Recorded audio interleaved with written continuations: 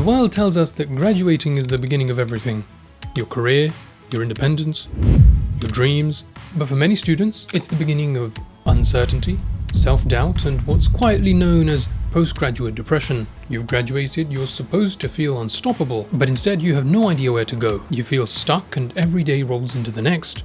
You're waking up later and later every day, and yet everyone keeps asking you how the job search is going. Think about it. For years, every moment of your life was laid out and meticulously planned. From day one, you're following a regimen, either set out by your parents, teachers, whomever.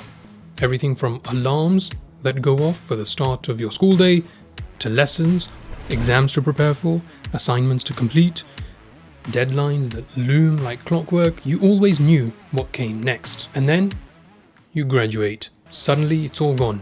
No schedules, no clear goals, just a vast empty canvas staring back at you. For some, that might sound quite liberating, but for many, it's more of an abyss than a canvas, especially if you don't have any support at home. How do you navigate a world without a roadmap after years of living by one? There's been a certain rhythm to life, a certain structure that gets disrupted, and that's a key factor in understanding postgraduate depression. And then there's the job search. If you don't have an internship, an apprenticeship lined up, you're facing endless applications, ghosted emails, rejection after rejection. It's almost like you graduated just to join a constant wheel of rejection. So it's no wonder roughly half of university students feel unprepared for life after graduation. And in today's day and age, social media just makes it worse. You see friends landing dream jobs, moving to new cities.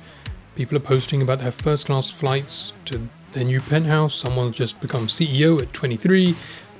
And meanwhile, you're sitting at home wondering why the recruiter hasn't called you back about the job you applied to 2 months ago. And that's because of something really interesting called the highlight reel effect. Social media is what's known as a persuasive technology. It's a place where people only post the best moments of their lives, which creates an illusion of perfection. A study done on persuasive technologies showed that it aims to tap into the dopaminergic system of your brain, pushing you to keep clicking, keep scrolling, and keep engaging. You begin to start comparing what you're seeing on social media with your own life. And here's the problem with that. There's a severe data imbalance in that comparison.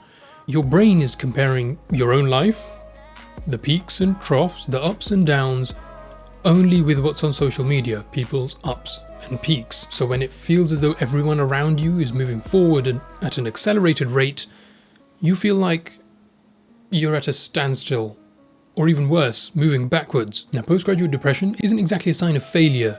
It's more of your brain's response to uncertainty, which is undoubtedly negatively exacerbated by external influences like social media. It's important to note and be aware of things which can amplify the feeling of being behind or trailing behind in life. And that's not to say that you don't need to work hard to get yourself out of a rut. Understanding the issue is half the battle. I understand I speak from a position of relative privilege in the sense I didn't have to wait too long between graduating and landing my first job. That's not to say those 3 months in between weren't hectic, to say the least. Marcus Aurelius had a quote, "You have a power over your mind, not outside events.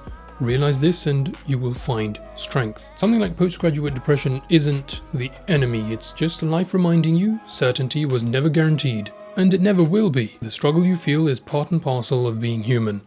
It's not meant to be avoided or fixed, it's meant to be understood.